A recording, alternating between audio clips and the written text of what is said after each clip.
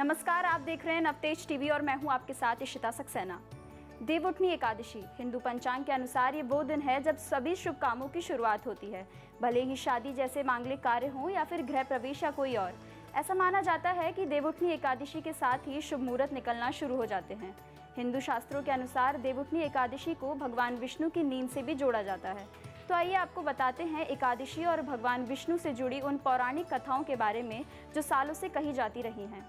देवउठनी एकादशी के साथ शुरू हुई मांगलिक कार्य। 4 महीने बाद नींद से जागेंगे भगवान विष्णु। मंदिर में हुआ विशेष पूजा अनुष्ठान। हिंदू पुराणों के अनुसार देवउठनी एकादशी हर वर्ष कार्तिक मास के शुक्ल पक्ष को एकादशी तिथि को मनाई जाती है। इस दिन जगत के पालनहार यानी भगवान विष्णु योग निद्रा से जागृत होते हैं।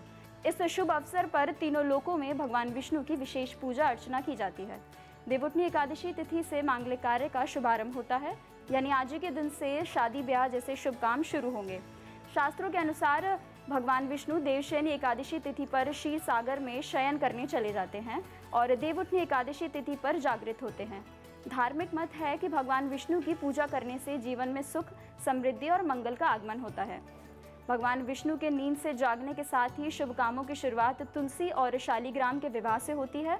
कार्तिक मास की एकादशी के दिन भगवान विष्णु के स्वरूप शालिग्राम का विवाह देवी वृंदा यानी तुलसी से कराया जाता है, जिसके पीछे की कथा बहुत रोचक है। तो आइए आपको बताते हैं कि पूरे भारत में मनाए जाने वाले इस तुलसी विवाह के पीछे क्या कहानी है।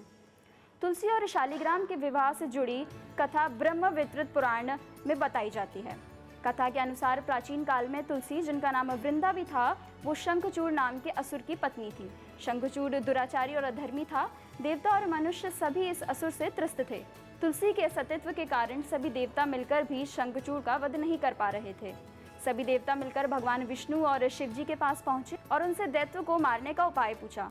उस समय भगवान विष्णु ने शंखचूड़ का रूप धारण करके तुलसी का सतीत्व भंग कर दिया, जिससे शंखचूड़ की शक्ति खत्म हो गई और शिव जी ने उनका वध कर दिया।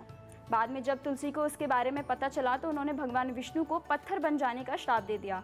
विष्णु जी ने तुलसी के श्राप को स्वीकार कर लिया और कहा कि तुम पृथ्वी पर पौधे और नदी के रूप में रहोगी। मेरे भक्त तुम्हारा और मेरा विवाह करवाकर पुण्य लाभ प्राप्त करेंगे। ये थी देवउठनी एकादशी मनाने के पीछे की रोचक वजह। देवउठनी एकादशी पर सजकर तैयार हुआ बाजार। व्यापारियों के फिरकिले चेहरे। व्यापारियों को शादी के सीजन में बड़े कारोबार की उम्मीद। जैसा कि हम सभी जानते हैं कि दिवाली के बाद जैसे ही शादियों का सीजन आता है, बाजारों में रौनक देखने को मिलती है।